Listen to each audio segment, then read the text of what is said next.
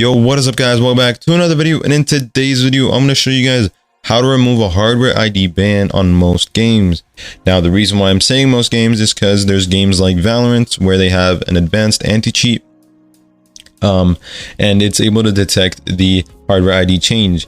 So it will not work on games like Valorant and other games that have advanced anti-cheats, but games like Call of Duty where the anti-cheat is pretty weak, like Ricochet, it's pretty easy to use this tool or spoofer without getting any issues or being able to use it.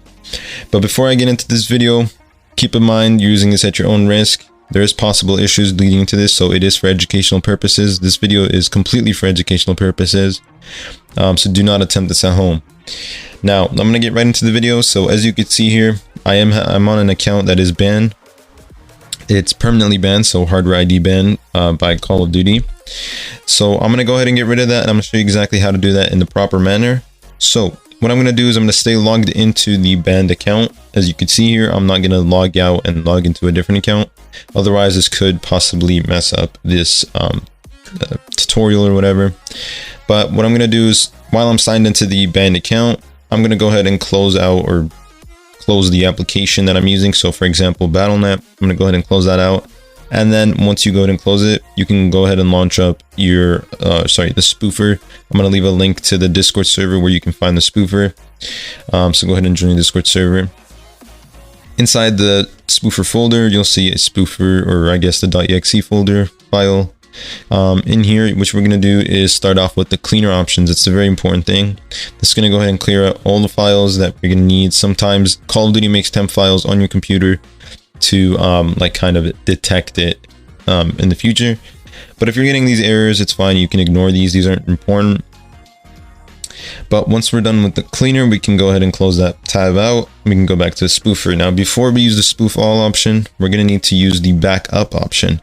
This is very important because if anything does go wrong, you can go ahead and revert back to the original state. And I also recommend making a Windows restore point. It's very important because you're able to reset if anything goes wrong, so that you're completely safe and your PC stays safe. So we're going to go ahead and let this finish, and then I'll get back to you.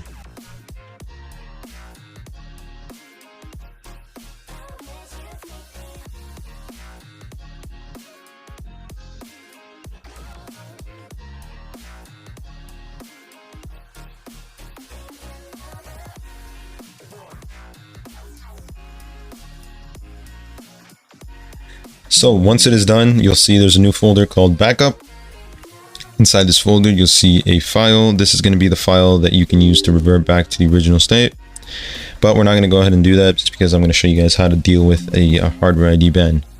What you want to do is go back to the spoofer, and you just want to press OK on all the options. Now, if you do use spoof all right now, like if you launched it up the same way I did, you'll see that you'll get a bunch of errors, and they're all permission errors. So I'm going to show you how to fix that in a second. But what you need to do is go ahead and press OK on all these little pop-ups.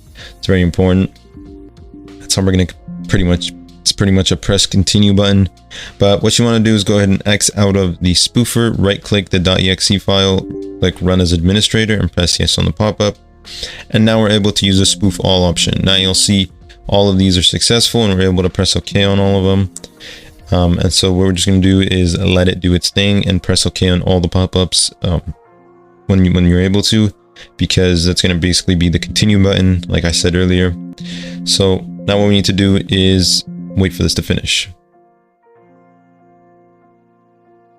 So now that it's done, you'll see here a bunch of log files. Now you could use those to revert back and make a new registry file, but that's just tedious and we don't really want to do that.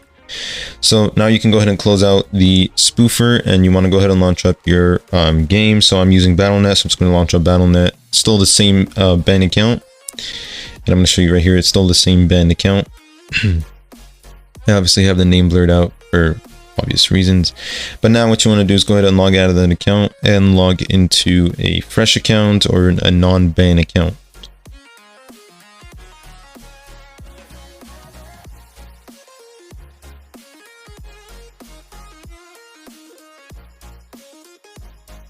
As you can see here, this account is completely clean, no bans, nothing. Now you can go ahead and launch up the game and you should be able to play completely fine. Just keep in mind that the first time I actually did this, I was, I guess, given a 3-day shadow ban, and then it was gone, and I never had any issues ever again.